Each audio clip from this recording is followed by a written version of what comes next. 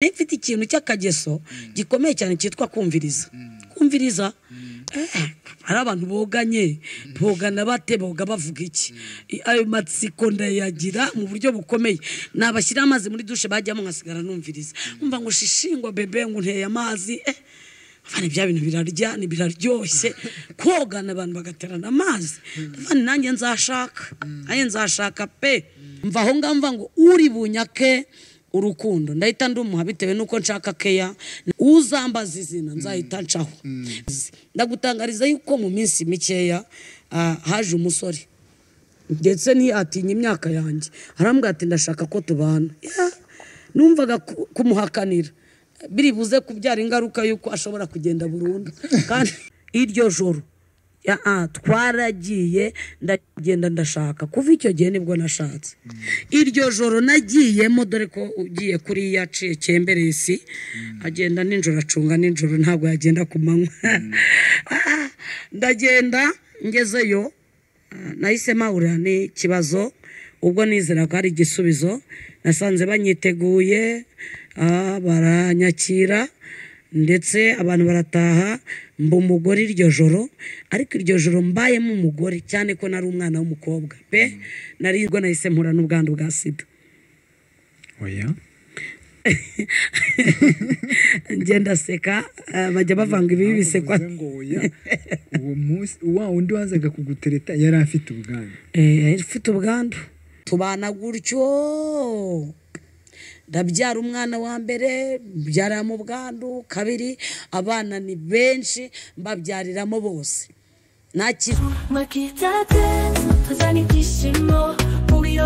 ese waba wifuza ahantu heza ho gukorera ubukwe ababutashye bose bagasigara basiganuza aha nta handi ni kuri Makita Tent Design. Kuri Makita Tent Design tugufitiye tente ngari nziza yo gukoreramo ubukwe, inama cyangwa se ibindi birori. Tugukorera amahema yo gutwikira imodoka cyangwa se gukoresha muri business zawe. Si ibyo gusa kandi turanayakodesha mukayagarura ku giciro gitoya kinogeye buri umwe wese.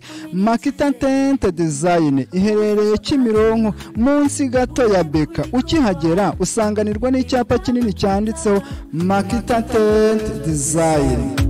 Makita Tent tuzani byishimo mu birori byose tuba.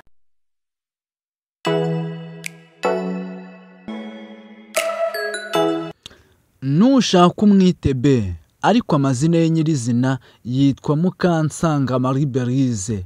N'umuhanuzi yewe ngo ntabwo ahunyeza ahubwo arerekwa kandi avugana n'Imana. Abo yahanuriye benshi n'abahuye nawe bemeza ko ari umuhanuzi uhanura ibintu bigasohora.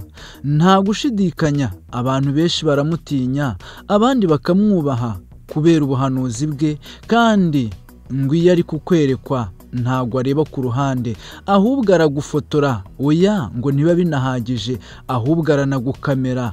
Oya kandi ngo aranakuzuminga akakugirira n'ikambere akakubwira ibyahabereye ndetse n'ibizakubaho. Ngo nibamenye wo muri iki gihe nushaka umwita umuhanuzi ntabwo urabubeshye. Si iyo mpano gusa y'ubuhanuzi kuko afite n'iyivugabutumwa. Mu gihe atahanuye uzasanga ari kubwiriza. Yewe ngo agira ukuri kwishi ariko sibyo tubitindeho. Oya reka tugaruke ku mpano ye y'ubuhanuzi dore ko nayo ayifite.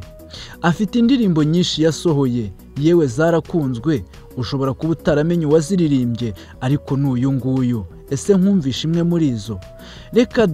Reka tubanze tugaruke ku ngingo yacu y'uyu munsi. Ngira ngo uraza kumubona yicaye ahabereye ubukwe. Oya dore save the date. Ntabwo ari ibyo ngibyo gusa ahubwo uraza kumubona yahoberanye n'umukunzi we ukagira ngo ni ibyo ngibyo gusa se. Wowe uraza kumubona no mu gatimba yaberewe. Ariko ibi ngibi ngo nta handi biva ku karago. Ese uyu Berize ni muntu ki? Mukansanga Berize ni umukobwa avukiye mu mujyi wa Kigali. Aza kuba kwa mukuru we agiye kumutinyisha. Ariko iyo yitangira ubuhamya avuga ko ibyo yahaboneye byatumye yiroha akijyana mu byo atatekerezaga kuko ngo ubwo yatinyishaga mukuru we yabonye ukuntu bamuhakeya ukuntu batamikana, ukuntu bahana udubizo, ukuntu baterana amazi ndetse n'utundi byatumye ava aho ngaho yiyemeje yuko agiye gushaka. Nta gushidikanya yahise akubitana n'umusore. Mu kubana n'uwo musore ntabwo byarangirije aho ngaho, umusore yamuhundagajeho urukundo, ariko ntiyamuha urukundo gusa ahubwo amworoza no ku bwandu butera sida. Uyu mukobwa akimara kumenya yuko yarwaye ubwandu, ese nari mvuze ngo uyu mukobwa, oya, yari yahindutse umugore kuko yari madamu runaka. Nibwo agiye kwipimisha kwa muganga, agiye kwipimisha ku gipimo cy'inda, basanga afite ubwandu. Yahise akubitwa n'inkuba, yibaza aho yabukuye, ariko umugabo atamuciriye ku ruhande amubwira yuko we yari abizi yuko asanganwa ubwandu bwa sida, amusaba kwihangana. Guhera uwo munsi Berize n'ubundi wari warakuriye mu itorero rya ADPR yahise afata umwanzuro wo gukomeza kwihangana. Ntabwo byatumye atakaza umugabo we cyangwa ngo batandukane, uya barabanye, nubwo ke yagiye gushaka atazibonye. Aragira ati reka da, kwa gutamikana, kwa guterana amazi no gusomana bizo za hato na hato ntabyo nigeze mbona, kuko umugabo nashatse nasanze ari umusirike, ntabwo ibyo ngibyo bikozwa. Hoya nta nubwo abikunda rega, kuko abantu bose ntabwo ari kimwe. Berize ubwandu yarakomeje arabubana, ntabwo yewe byaje no kumuhira, kuko yaje gutandukana na wa mugabo kandi amusigira abana 5, amusigira n'ubwandu bwa sida. Uyu munsi ndagira ngo turirimbe ya korasi ivuga ngo biva mu gusenga. Undi muririmbye ati bya Yesu birya barambije, abarambiwe batashye. Undi aragira ati amasezerano y'Imana iyo wamaze kuyahabwa ujye utegereza ufite kwizera, oya ntabwo azahera azaza. Ese wowe urumva umuntu wari waramaze guhura n'ubwandu bwa sida afite abana 5, hari hakiri inzozi zo kuvuga ngo azabona undi mugabo? Naje gutungurwa ku itariki imwe ubwo najyaga kumva nkumva arampamagaye arambwira atariga nanjye mfite ubukwe, ntekereje ko afite ubwandu bwa sida. Ndamubaza nese birashoboka? Arambwira ati birashoboka kuko nta kinanira Imana mu gihe cyashyizweho. Ndamubaza nese uwo musore arabizi? Arambwira atarabizi, ariko icyambere ni urukundo, kuko uwagukunze ntacyo atagukorera kandi nta n'icyo atakwihanganira. Nagize ngo ni inzozi, naje kubyemera umunsi umwe ubwo nageraga mu murenge nkasanga bamanitse ikiganza bari kurahirira imbere ya egizegitifu, ndetse baranasinya yuko bemeye kuzabana akaramata. Icyakora ngo amategeko yo azabatandukanya nibiza kuba ngombwa, ariko we avuga yuko iby'amategeko kuba azabatandukanya bidahari, kuko ari isezerano yari yarahawe n'Imana. Yari amaze iminsi abwira abantu aterega nge mfite ubukwe, abantu ntibabyemere, abandi bakabipinga, bakareba igihagararo, bagakubitiraho no ku burwayi bwe afite. Ntabwo ari ibyo barebaga gusa, kuko ngo ni mama w'abana 5, bakibaza umusore cyangwa se umugabo uziyemeza kwinjira mu bana 5 bagasanga ni ihurizo. Oya nako ni ikibazo, ariko se nkita ikibazo ahubwo ni icy'ingutu, kubera yuko byari ibintu bitoroshye. Ariko umuririmbyi yigeze gutera ikorasi aravuga ngo bipfa kuba byaravuzwe n'Imana. Isezerano ry'Imana irarikomeza kandi karirinda kugira ngo irisohoze. Nari nakwemereye ko nza kukumvisha ku ndirimbo imwe ya Berize. Ese iyi ndirimbo wari uyizi?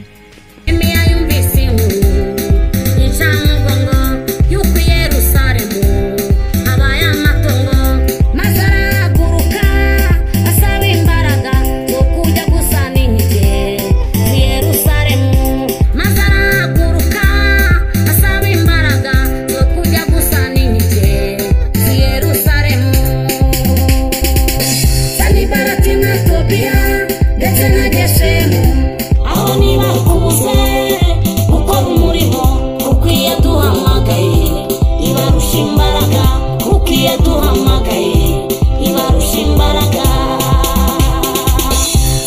ubwo nakoraga iyi nkuru umuntu umwe twari twicaranye yambajije ati ese koko birashoboka yuko umuntu ufite ubwandu bwa sida yabona umugabo akemera ko basezerana akaramata bakajya mu rusengero yewe bakajya no mu rukiko?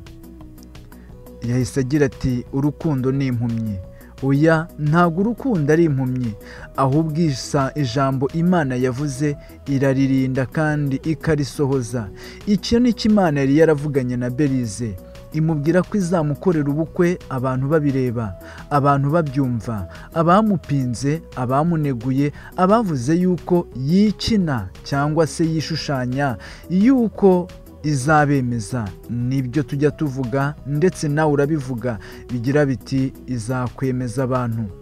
Ibikoze ku mugaragaro izuba riva, bose barabibonye. Save the date isohotse riva, we n'umusheri bifotoje riva.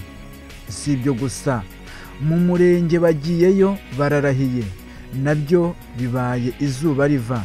Nta gushidikanya, ibi ni byo Imana yari yaravuze. Ndagushimiye gukurikirana ibiganiro byacu 5 kuri 5 umunsi ku wundi. Amahoro y'Imana abane nawe.